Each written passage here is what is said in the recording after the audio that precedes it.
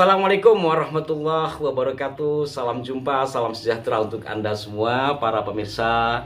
Mudah-mudahan Anda dan kita semua senantiasa dalam lindungan Tuhan Yang Maha Kuasa. Edisi kali ini kami akan mengupas atau memberikan jawaban kepada penanya yang ada di kolom komentar serta sahabat-sahabat kami terkait dengan Sayyid Utsman bin Abdullah bin Yahya yang belakangan ini namanya santer disebut dan dikatakan sebagai antek Belanda. Benarkah demikian? Ini sebelumnya saya mohon maaf baik bagi sahabat-sahabat yang meminta, saya sudah lama ya, bukan baru-baru ini untuk mengupas ini. Kemudian juga kepada keluarga almarhum Sayyid Utsman, karena dari dulu saya mengupas hal ini agak berat hati, karena bagaimanapun di luar kontroversi beliau yang memang bekerja sama dengan Belanda, beliau adalah seorang ulama yang menghasilkan beberapa karya. Di luar konteks beliau disebut sebagai ulama yang anti torikoh, dalam pengertian torikoh yang mutabaroh istilah hari ini. Beliau juga adalah seorang Asy'ariyah. Terbukti beliau menulis kitab Sifat 20 dan kitab-kitab lainnya yang berorientasi kepada Ahlus Sunnah. Para pemirsa sekalian, sekali lagi mohon maaf. Mudah-mudahan ulasan ini bukan berarti membicarakan keburukan orang yang sudah wafat, tapi lebih kepada menyampaikan fakta-fakta yang ada pada masa lalu sesuai dengan bukti-bukti primer. Nah, bukti primer ini kan istilah yang sedang hangat juga, adalah bukti yang ditulis pada masanya. Dan bukti-bukti itu saya memiliki banyak ya terkait dengan beliau dan kedatangan orang-orang atau saudara-saudara kita dari Hadramaut. Rata-rata buku ini adalah buku yang mengupas tentang saudara-saudara kita dan orang-orang tua kita yang dari Hadramaut itu. Dan ini memang sebagian besar buku kopian, karena waktu sekitar 5 tahun lalu ya saya membuat sebuah buku itu agak kesulitan, maka mencari di perpustakaan. Kami butuh kopi di sana, kemudian diantaranya ini, dan tidak semua, ada juga kitab Sayyid Utsman yang masih asli ini, dan asli dalam pengertian cetakan yang masih diterbitkan sampai hari ini di sebuah percetakan di Jakarta. Terkait dengan beliau dikatakan sebagai antek Belanda, itu peristilahan yang umum, silahkan saja, tetapi saya tidak mau menggunakan istilah itu. Bahwa Sayyid Utsman menjadi penasehat bahkan mufti yang diangkat oleh Belanda adalah satu realitas yang tidak bisa dipungkiri. Dari sejumlah buku yang ada ini dari buku Hadramaut, kemudian ini buku dari berbahasa Indonesia ya, beberapa aspek tentang Islam Indonesia abad 19 ditulis oleh Dr. Karel A. Stenbring. Kemudian ini ada penelitian dari Dr. Akib Suminto, Akib Suminto, Politik Islam Hindia Belanda, dan semua buku-buku ini dan ini juga memotret persoalan yang berkaitan dengan persoalan pada awal abad 1888-an yang juga berkaitan dengan Sayyid Utsman atau Habib Utsman bin Abdullah bin Yahya.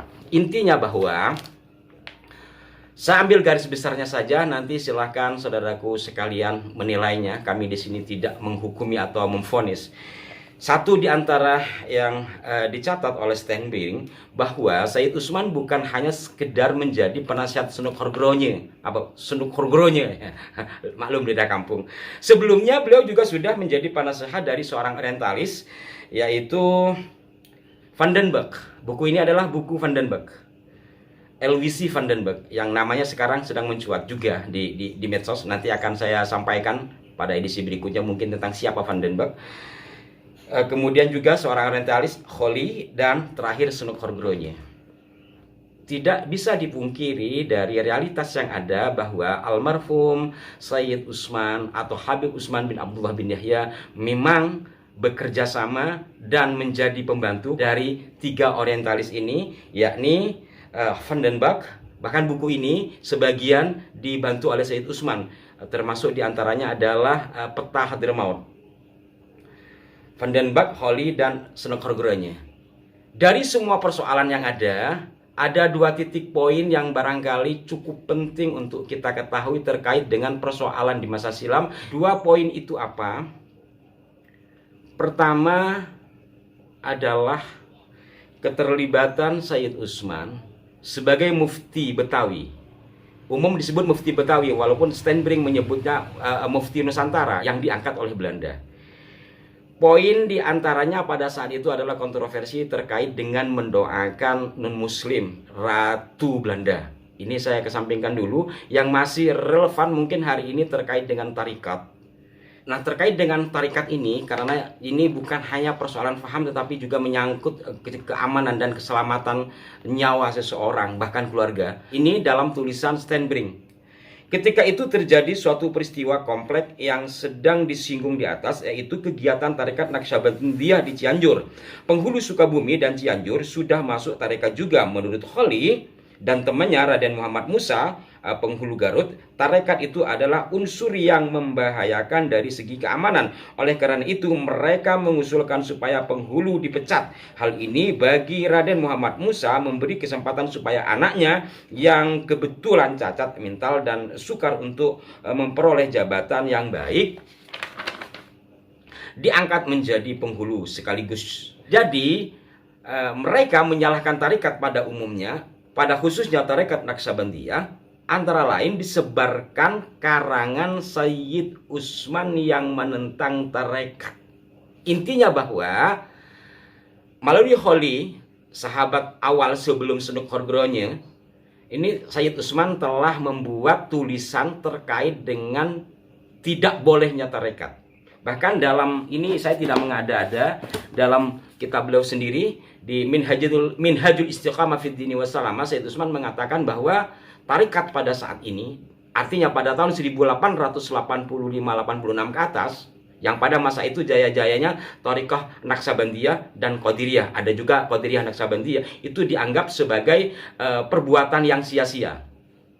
Padahal ini semua tak lepas dari politik Belanda, karena Belanda takut kepada para mursyid Thariqah dan para pengikut Thariqah, karena pejuang-pejuang pada saat itu adalah rata-rata dari kelompok orang Thariqah. Maka melalui tulisan Sayyid Utsman dipengaruhilah umat untuk tidak mengikuti Thariqah. Kemudian juga terjadi pergeseran kepemimpinan dengan melemparkan fitnah dengan argumentasi tulisan Sayyid Utsman. Itu yang pertama yang harus kita cermati dan kita hindari juga buruk sangka. Kedua adalah beliau, ada yang menanyakan terkait dengan beliau anti kemerdekaan. Ya pada saat itu belum ada peristilahan Indonesia Merdeka, yang pasti bahwa gerakan kaum nasionalis pribumis lah barangkali, dan para kiai memang menghendaki agar mereka bisa hidup merdeka dalam pengertian tidak berada di bawah tekanan Belanda. Namun sayangnya melalui almarhum Sayyid Utsman, upaya-upaya untuk membebaskan diri dari kungkungan pemerintah Hindia Belanda, termasuk di Banten yang kemudian menjadi sangat mencuat, itu ditentang oleh Sayyid Utsman dalam kitabnya Minhajul Istiqamah fid Dini Wassalamah. Jadi dua poin itu silakan kita untuk menilainya sendiri, saya tidak mau membahas terlalu berlebihan. Dan selain beliau menjadi penasehat dari tiga orientalis tadi, yang tentu juga dapat gaji ya. Kalau dalam bukunya Stenbring beliau mendapat gaji dari Senok itu 100 gulden per bulan, di luar hal-hal lain. Di luar itu beliau juga diangkat menjadi pegawai kantor for Inlandszieken. Nah, para pemirsa sekalian, terkait dengan Sayyid Utsman menjadi pegawai di kantor for Inlandszieken milik Hindia Belanda, milik Belanda pada saat itu, ini ada di beberapa buku, satu diantaranya di buku Politik Islam Hindia Belanda yang ditulis oleh Dr. H. Akib Suminto. Beliau menjadi advisor honorer urusan Arab di kantor for Inlandszieken dari 1899 hingga 1914 sampai beliau wafat. Dari sini kita bisa melihat tentang almarhum Sayyid Utsman bin Abdullah bin Yahya, kedekatannya dengan pihak Belanda. Bahkan beliau mendapatkan pujian dari Senuk Horgronya, kalau bahasa Indonesianya itu dialah orang Arab sahabat Belanda, kurang lebih seperti itu yang ditulis dalam bahasa Belanda. Intinya dari semua yang beredar saat ini memang mengerucut kepada satu titik, Sayyid Utsman bin Abdullah bin Yahya seorang intelektual Islam pada masa itu yang kemudian dipekerjakan oleh Belanda, bahkan menjadi penasehat 3 orientalis, yakni Van den Berg, Holly, dan Snoeck-Groningen. Kemudian juga beliau menjadi pegawai kantor voor Indonesian urusan Arab. Loh, kok ada urusan Arab? Anda tebak sendiri kenapa kok Belanda sampai buat kantor ada departemen urusan Arab. Kurang lebih seperti itu kan kita mencoba menerawang kepada masa silam. Tetapi hal yang paling banyak menjadi sorotan adalah terkait dengan realitas bahwa Said Utsman begitu mendukung Belanda sehingga Said Utsman disebut-sebut sebagai tokoh muslim yang anti atas perjuangan kaum muslimin untuk menegakkan kebenaran dalam pengertian untuk menghindari dari penjajahan Belanda.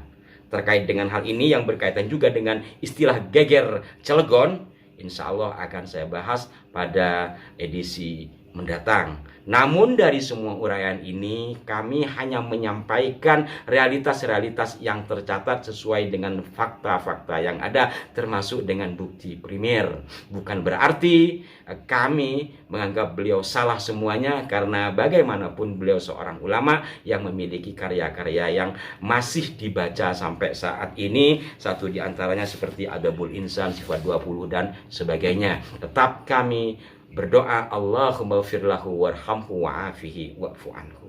Mohon maaf kepada semuanya, ini hanya sekedar kilasan dan melihat masa lalu di masa kini melalui bukti-bukti yang ada. Mudah-mudahan maslahat dan manfaat. Wassalamualaikum warahmatullahi wabarakatuh.